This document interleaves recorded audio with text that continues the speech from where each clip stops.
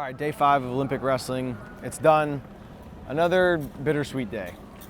Absolutely. Talk about session 1 first. Session 1, man, Kyle Dake comes out. He looks fantastic.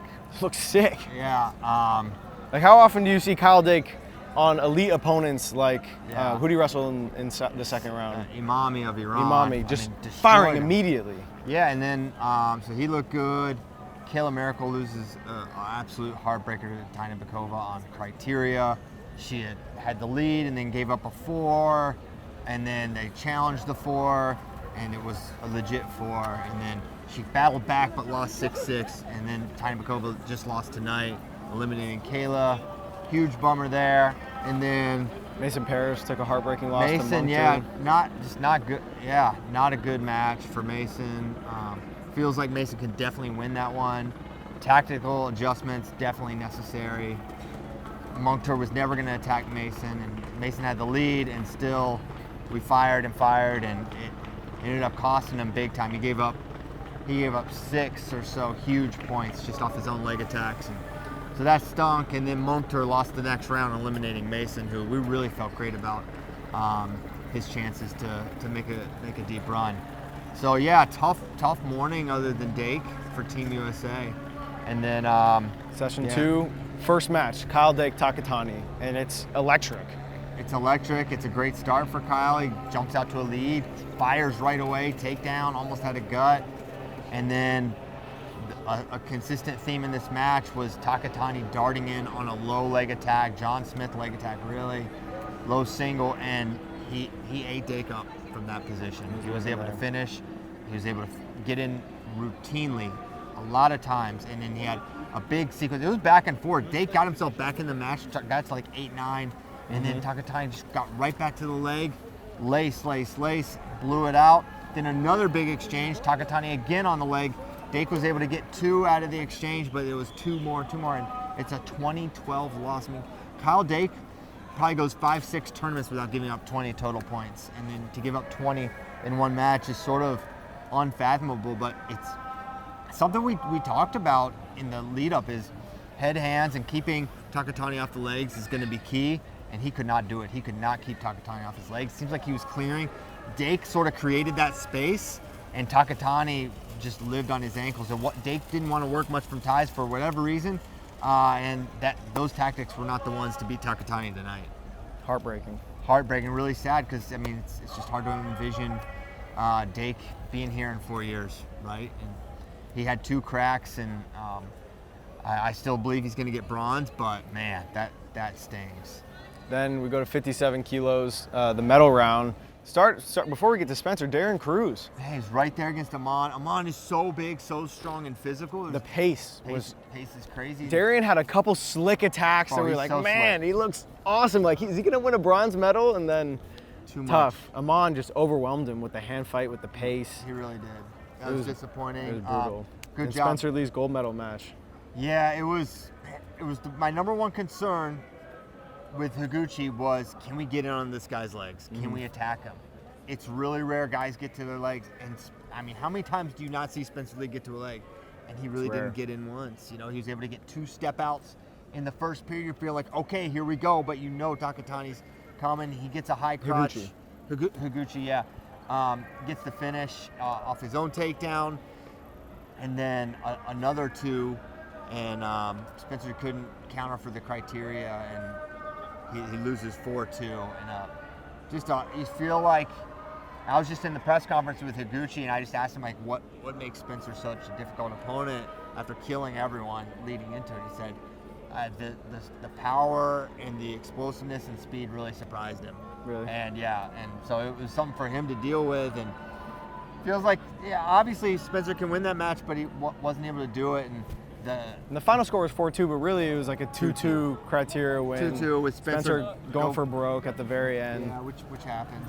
Spencer was, a lot of the U.S. fans, me and Connor were in the stands, a lot of U.S. fans were frustrated because they felt like they wanted some of those push-out points for Spencer. Yeah. What did you think on that? For me watching, I thought that they were grounded from the center and moved grounded towards the edge. I didn't expect any points out of those exchanges. I thought on the second one that Ray would get a warning or an intention or maybe even a caution in one. but I did not. I hate the rule. We've openly discussed grounding being a bad rule, but that is the rule, and that's how they call it. So there's no injustice there in the calls. It's just a quirk of freestyle wrestling that should be eliminated. But yeah, and from that position, we've seen guys try that with Spencer, and he gets under him and he picks him up. Yeah. And he got close, and just not enough to pull up Higuchi. Higuchi's a man. How do you feel about Spencer's freestyle career moving forward?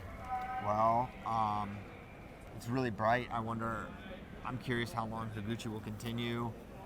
I'm curious of the challenges that domestically will be presented to Spencer. Who's going to remain wrestling at 57 kilograms? Because it feels like who's going to give Spencer a difficult match internationally if Ray's out of the picture. And I don't know that to be the case, but it could be. So, future's bright for Spencer Lee, and I hope he realizes that. Moving on to 86 kilos, Aaron Brooks. Yeah, gives us something to smile about. Yeah, he really did. And then I got sadder right after that match. And then sadder after I got that. even more sad than you, I promise. Yeah, he controlled everything. 5-0 win. There's not a lot to say. He was favored in this match and got it done. It's a huge accomplishment. His first senior world team. You come home with a medal at the Olympic Games. That's a huge deal. And great job by Aaron. Bright future. Think we will never see him at 86 again. Yeah? Last time. I think he's going up to 92. What makes you say that? I was told that. Okay, there you go. Wow, inside information. This is why we got Christian. Yeah, that's why. That's the only reason. Anything else you want to say about Aaron before we move on? No, let's just talk about Miles. I don't want to. All right, I'll just talk about it. Tough man. Miles gets in. Kurugliev dislocates every ligament in his knee multiple times. Hard fight. Kurugliev slick. He gets up 4-0. Miles doesn't stop coming, gets 2 with like 20 seconds left, and you're like, all right, we're in it. And then you're like, oh, he's not gonna get it. Gets in. It's a 7-second restart. 7-second restart, gets in, and gets to quad pod, and he's so freaking close. I mean, the knees right here, the elbows right there, and they end up giving 1 step out, 1 fleeing to make it 4-4. Miles loses by criteria after the challenge, or not after the challenge, 5-4 after the challenge, but really it's a 4-4 match. Huge bummer, man. It's Miles' last match in all likelihood, and he's a good dude, and I wanted him to win really badly, and it's just been a sad freaking day. Even though good things happen, it feels like the sad hangs. You know? Miles is one of my best friends, so that really hurt. Moving on, Helen, another thing to smile about. I want to talk about 86. Oh my God, the 86 gold medal match. Lost What happened? 7-1 in like 30 seconds. Yazdani's like this. Laying on his back, he takes 3 injury times. Was it only 3? It felt like 6. It could have been 6. It was at least 3, and he just kept taking them, and he was hurt, and he was winning in the second period. And then Ramazanov, he was literally wrestling with one arm. At one point, he's like trying to dig his underhook with his left arm while he's just hanging with his right arm, just like letting it droop and just trying to wrestle like this. Yeah, it was nuts. That was a weird tactic. And then. So Ramazanov, who Aaron Brooks was like 0.5 seconds from beating, wins the Olympics, and that is just something that. And dude, Yazdani, like first of all, the whole crowd, like I have up to this point, I was having a hard time seeing the Iranian fans. Yeah. I saw them in this session. Yeah, they were all there. They were loud. There was a ton of them. And with 30 seconds to go, Yazdani just like hands on his knees, just doesn't even try. Didn't even try. He just completely conceded. I couldn't believe it. Yeah, that was weird. I saw that in another match today. I was like, man, they just conceded. I think it was a Jamalov match. Someone conceded to him. Yeah, I think, right? Yeah, you're right. They just stood there for like 20 seconds. Anyway, yeah, that was weird. So Yazdani, it could be end of a career. That's a lot of the speculation on the Iranian Twitter. He's too injured. He's been battling injuries for some time. That's the first non-David Taylor loss he's suffered since January of 2016.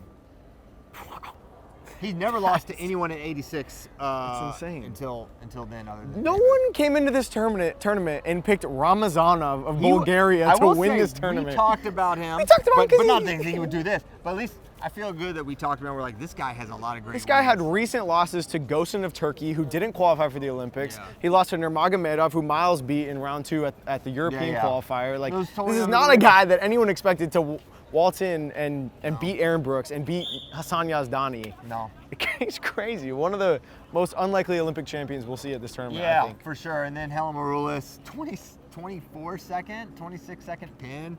Just classic. Yeah, Helen. like the dump to Yeah. pin. Seen her do that so many times, and she does it again. And don't know if it's the end. When she was talking in the mix zone, it's certainly a possibility it's the end, but she was not definite about it. So, but it feels like it could be. Maybe it's making the Olympics in 4 years from now is a long way off. No one's close to her, but it's on her desire. Will she want to continue? I don't know, but if not, it's the greatest women's wrestling career we've ever witnessed. Yeah. In American wrestling, a 3-time Olympic medalist. We've never had one of those. She's the first gold medalist. First Olympic champion, a pioneer. She beat a GOAT, and she was so close in the last 2 Olympics. She lost 2-1 in the semis to the eventual champ, and then the Japanese girl she lost to yesterday won dominantly in the final. So she's been the second best at the Olympics by a hair on 2 occasions, which that kind of longevity is so elite. There's a lot of people that we consider like GOATs and legends that haven't been at that level for 3 Olympics, and Helen has. So salute to her. Man, it's tough because you're so happy, but like the sadness just freaking hangs, man. It stinks. So I was talking to someone over here. They're saying Bruce USA. We got U.S. fans. Yeah. They were saying Bruce Baumgartner 4 Olympic medals. Yeah. And we couldn't name someone else who had more than 2. But add Helen to the list. She's got 3. Yeah, Helen has 3. Yeah, I'm not sure. I'm not sure either off the top of man, my head. Leave a comment down below if you know someone who won more than 2 Olympic medals. I gotta go because I'm gonna have to interview Aaron Wait, Brooks. hold on. All right. Do you want to talk about the Jamalov Valiev match? No. You don't? Okay.